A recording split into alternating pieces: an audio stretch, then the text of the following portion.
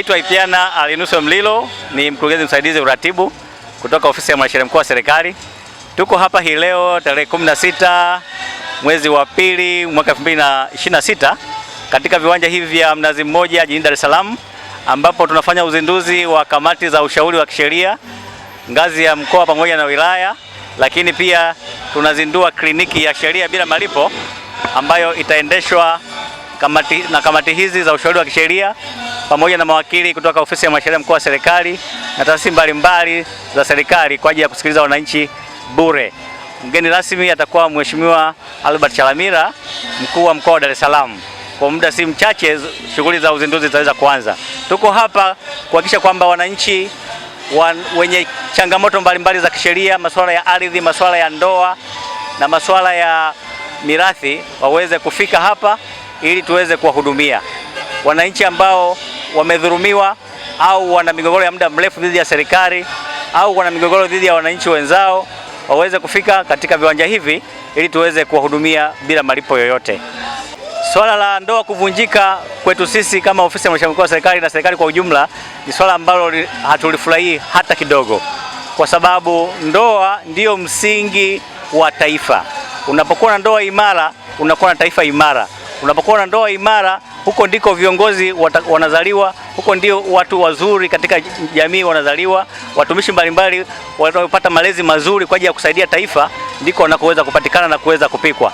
Kwa hiyo ndoa inapovunjika kwetu inakuwa ni hasara kubwa na ni kitu ambacho kwa kweli hatukifurahii, na tutoe wito pia kwa wanandoa wahakikishe wanatatua migogoro yao mapema kabla haijafika hatua ya kuweza kuvunjika, kwa sababu ndoa ikishavunjika madhara yake ni makubwa kwa taifa, lakini na kwa familia pia husika madhara yake ni makubwa sana. Wanandoa wahakikishe kwamba wanakuwa na maelewano baina yao, kila mmoja amjue mwenzake vizuri na ajue nini mwenzake ambacho hapendi, lakini vile vile nasihi wanandoa waendelee kuwa waaminifu baina yao ili kuhakikisha kwamba migogoro ya hapa na pale inakuwa haipatikani katika ndoa zao, maana ndoa zikivunjika ni hasara kubwa kwa taifa. Kwenye kliniki yetu tumelenga watu wenye changamoto zote za kisheria, lakini vile vile tunalenga watu wote ambao wanataka kupata ufahamu wa masuala mbalimbali ya kisheria, wanataka kujua elimu, kufahamu haki zao ni zipi, pia wanakaribishwa. Kwa hiyo ukiwa na mgogoro dhidi ya serikali au taasisi ya serikali, fika hapa katika viwanja hivi, tutaweza kutatua mgogoro wako. Vile vile ukiwa na mgogoro dhidi ya mwananchi mwenzako amekuonea, fika hapa tutaweza kutatua mgogoro wako. Lakini vile vile kama unahitaji kufahamu masuala mbalimbali ya kisheria, kwa sababu tuna mawakili wa serikali waliobobea katika maeneo mbalimbali.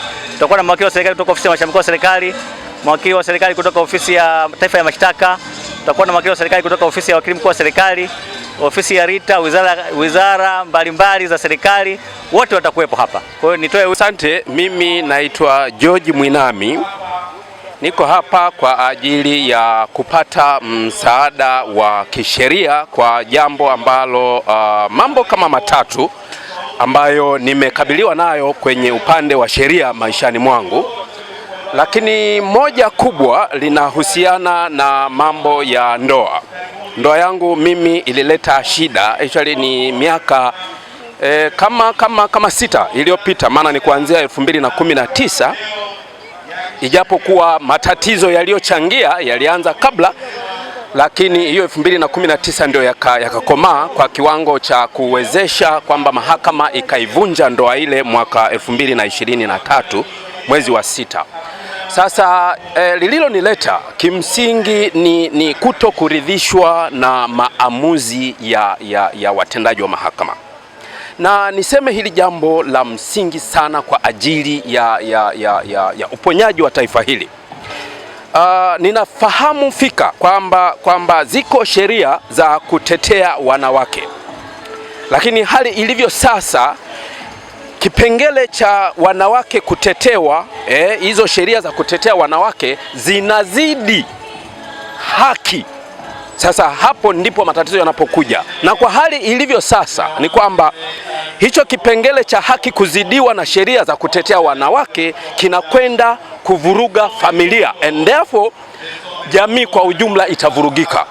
Hii ni kwa sababu gani? Ni kwa sababu Sheria ukizitazama kwa kina, sheria zilizotungwa kutetea wanawake ni kama zilitungwa na wanawake wenyewe, halafu wakazipeleka mezani kwa serikali wakaanza kuzitumia pasipo kuona madhara yake kwenye jamii ni nini.